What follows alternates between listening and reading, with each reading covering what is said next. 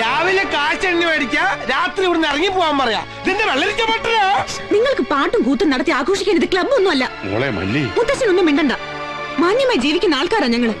നിങ്ങളുടെ തോന്നിവാസം ഒന്നും ഇവിടെ നടക്കില്ല. സംഗീതം തോന്നിയാസാണോ? ഇതപ്പൊ നന്നായ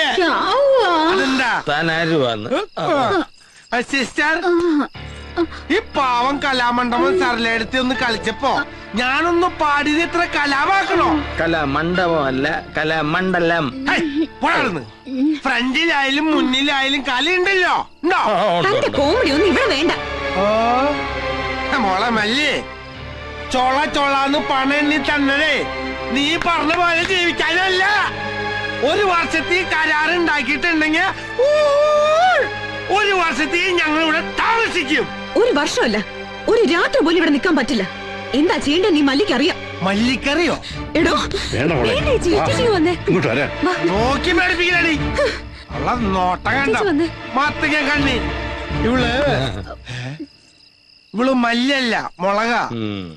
നല്ല ഒന്നാം തരം വെള്ളക്കാന്താരി മുളക്. ഇവളെന്താ സ്കൂളിൽ കൊണ്ടുപോവാ?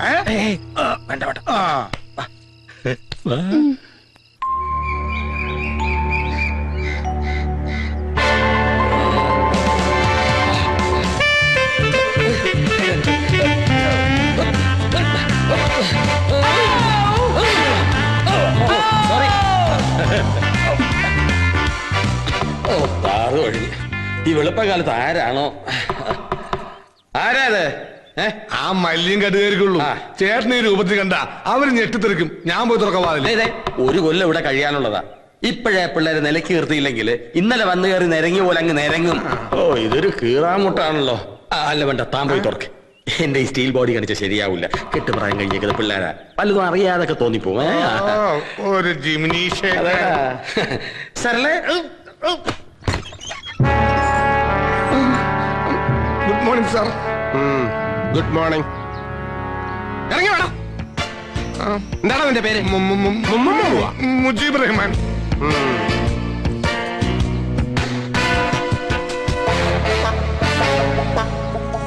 ആരടാ ഇവള്?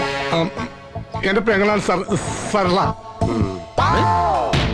റഹ്മാന്റെ പെങ്ങള് സരള. സഹോദരനും സഹോദരിയും തമ്മിൽ നല്ല മതസൗഹാർദ്ദം. സാർ, ഇതെന്റെ കൂട്ടുകാരന്റെ ഭാര്യ.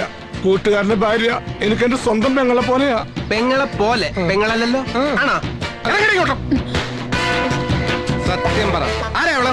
മുമ്പ് മുംബൈയിലെ ബാർ ഡാൻസർ ആയിരുന്നു. ഇപ്പോ റെന്റെ വൈഫായിട്ട് ജോലി ചെയ്യുന്നു. റെന്റെ കാറെന്നൊക്കെ കേട്ടിട്ടുണ്ട്. റെന്റെ വൈഫ് കൊള്ളാം. നല്ല ബിസിനസ്. എന്താ നിനക്ക് ഇവിടെ കാര്യം? അത് വീട് പണയത്തിലെടുക്കാൻ വേണ്ടി ഭാര്യയായിട്ട് അഭിനയിക്കാൻ പണം തന്ന് കൂട്ടിക്കൊണ്ടു വന്നതാ. പണം തന്നാ നീയൊക്കെ എന്തും ചെയ്യും. ആരൊക്കെയാ കൂട്ടുകക്ഷികള്? എവിടെ കൂടാതെ വേറെ എത്ര പെങ്ങന്മാരുണ്ടോ? ഞാനൊരു പാവം ബ്രോക്കറാണ് സാർ. അത് വൈഫിനെ റെന്റിന് വിട്ടപ്പോഴേ മനസ്സിലായി. അയ്യോ, ഇതെന്റെ വൈഫല്ല സാർ. എനിക്ക് റിയൽ എസ്റ്റേറ്റാ. റിയലി? റിയൽ അല്ല സാർ, റിയൽ എസ്റ്റേറ്റ്. ആ സാർ, ഇവരുടെ പേരിലാണ് വീട് പണയത്തിന് എടുത്തിരിക്കുന്നത്. അകത്തെന്താ കിണർ കുത്തായിരുന്നോ? എക്സർസൈസ്. നീയൊക്കെ കൂടെ ഇവിടുത്തെ പെണ്ണുങ്ങളെ റെഡ് സ്റ്റേറ്റിൽ എത്തിക്കും. വകുപ്പ് ഇമ്മോറൽ ട്രാഫിക്കാ. എന്താണ് നിനക്കൂടെ പണി? കോൺട്രാക്ടറാ? അല്ല, പച്ച കള്ളമാണ് സർ. ഇന്നലെ ഇയാൾക്ക് ബിസിനസ് ആണെന്നാ പറഞ്ഞത്. Thank you for that valuable information. കേസിൽ വലിയ തുമ്പുണ്ടാക്കുന്ന ഒരു പോയിന്റ് ആ കുട്ടി പറഞ്ഞത്. എന്താ പേര്? മല്ലിക. ഓ, മനസ്സിലായി. ഈ കേസിലെ പരാതിക്കാരി. എന്റെ പേര് ശ്രീനിവാസൻ, SI ശ്രീനിവാസൻ. കണ്ടില്ലേ? Saravanan contractor cum businessman ആണല്ലേ? കോൺട്രാക്ടർ കം ബിസിനസ് മാൻ അല്ല, അല്ലറ ചില്ലറ പണി കൊടുക്കുകയും വാങ്ങുകയും ചെയ്യുന്ന ചിന്ന കോൺട്രാക്ടർ. കൊട്ടേഷൻ ബിസിനസ് അങ്ങനെ മലയാളത്തിൽ പറയും. കൂടുതൽ സ്മാർട്ട് ആകാൻ നോക്കണ്ട. I won't tolerate this kind of ഗുണ്ടായിസം. നോക്കി നിൽക്കാതെ എല്ലാത്തിനും പിടിച്ച് വണ്ടി കയറണം. സാർ, ഞാൻ ഇവള് കുളിച്ചിട്ട് വരാം.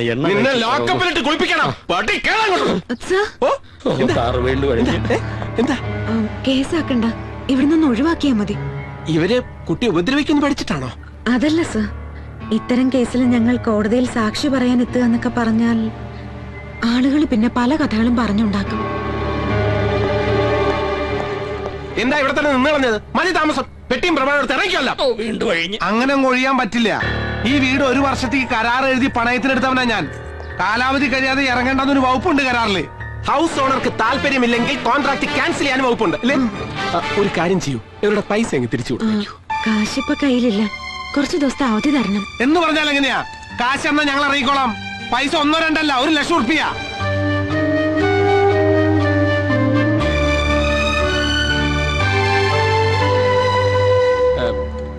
തൽക്കാലം ഇവര് കാശ് തരുന്നതുവരെ നിങ്ങൾ വേറെ എവിടെയെങ്കിലും പോയി താമസിക്കുക. എന്നാ സാർ ഒരു പണി, സാറ് ഭാര്യയും കുട്ടികളും കൂട്ടി സ്റ്റേഷനിലേക്ക് താമസം മാറ്. ഞങ്ങൾ സാറിന്റെ വീട്ടിലേക്ക് താമസം മാറ്റിക്കോളാം. കുട്ടിയൊന്നും വിഷമിക്കണ്ട, ഇവന്മാരെ ഞാൻ ഡീൽ ചെയ്തോളാം. അത് ശരി, ആളെ കണ്ടപ്പോഴേ എനിക്കും തോന്നി. മറക്കല്ലേ? നടക്കടാ സാറേ, ഒരു മിനിറ്റ്, ഒറ്റ മിനിറ്റ്. എന്താടാ? കോൺസ്റ്റബിൾ അംബുജാഷിയുടെ ഗർഭത്തിനുള്ള ഉത്തരവാദി സാറാണെന്നുള്ളത് സാറിന്റെ ഭാര്യയോട് ഫോൺ ചെയ്ത് പറഞ്ഞിട്ട് സ്റ്റേഷനിലോട്ട് വന്നാ മതിയോ? അംബുജാക്ഷി എങ്ങനെ അറിയാം? അമ്പുജാശിക്കുള്ള വാടക വീട് ഞാനാ ശരിയാക്കി കൊടുത്തത്. അപ്പം എല്ലാം പറഞ്ഞതുപോലെ തൽക്കാലം അഡ്വാൻസ് തുക അറേഞ്ച് ചെയ്യുന്നവരെ ഇവരിവിടെ കഴിഞ്ഞോട്ടെ. പാവങ്ങളാ. ഞാൻ മുടങ്ങി. Come on. അല്ലേ?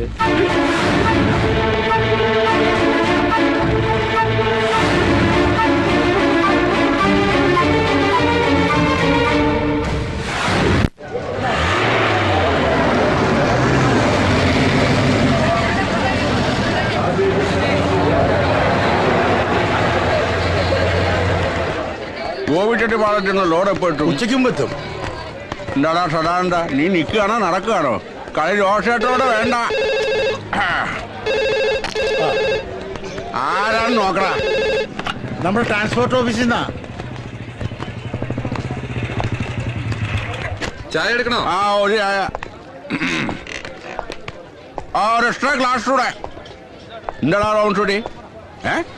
നമ്മുടെ 8-10 ലോറികൾ ഒരാഴ്ചയായിട്ട് ഷെഡിൽ തന്നെയാണോ?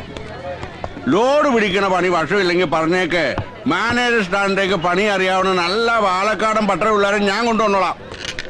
എടാ കാണാറാ, ആ ചാവക്കെട്ടാരുടെ പഴയ കണക്കൊക്കെ കിട്ടടാ. വരാപ്പുഴ പള്ളിയിൽ നിന്ന് കുഴിയേറ്റം പറഞ്ഞേറ്റ ആളല്ലേ? അല്ല, ആഹാ. ഞാൻ ശരവണൻ, ഫൈനാൻസ് കമ്പനിന്നാ. ജോസേന്റെ ഒരു 8 ലോറികളുടെ CC മുടങ്ങി കിടക്ക. കച്ചവടത്തിന്റെ തിരക്കിനിടയിൽ മറന്നാണെങ്കിലേ എന്നേക്ക് അതിന്റെ കുടിശ്ശിക തീർക്കാൻ പറ്റുന്ന അറിയാൻ വേണ്ടി വന്നതാ.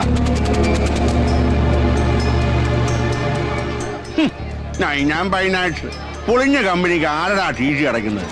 നീ ചുമ്മാ നേരം മെനക്കെടുത്താ പോവാൻ നോക്ക്. കണക്ക് കിട്ടിയോടോ? ജോസേന്റെ മുടങ്ങി കിടക്കുന്ന പൈസ അടച്ചാൽ തന്നെ 9 ഫൈനാൻസ് രക്ഷപ്പെടും. എന്നെ ഉപരിയൊരു സമയം കളയാണ്ട് നീ ഇവിടുന്ന് സ്കൂട്ട് ചെയ്യാൻ നോക്ക്. യൂസ് വന്നതൊക്കെ അറ്റാച്ച് ചെയ്യാനാ കമ്പനി തീരുമാനം. കുറച്ചെങ്കിലും അടയ്ക്കണതല്ലേ ബിസിനസിന്റെ ഒരു മാന്യത ജോസേട്ടാ. പട്ടാം വയറ്റിലെ കുന്നംകുളത്തൂർ നാട് വിട്ട് വന്ന ഞാൻ കൊച്ചിയിലങ്ങാടിയിൽ ഉരിഞ്ഞു വീണ നേന്ത്രക്കായ പറക്ക് വിട്ടോണ്ട് ആ കച്ചവടത്തിന്റെ നേരും നെറിയും പഠിച്ചത്. എന്നെ നീ കച്ചവടം പഠിപ്പിക്കല്ലേ.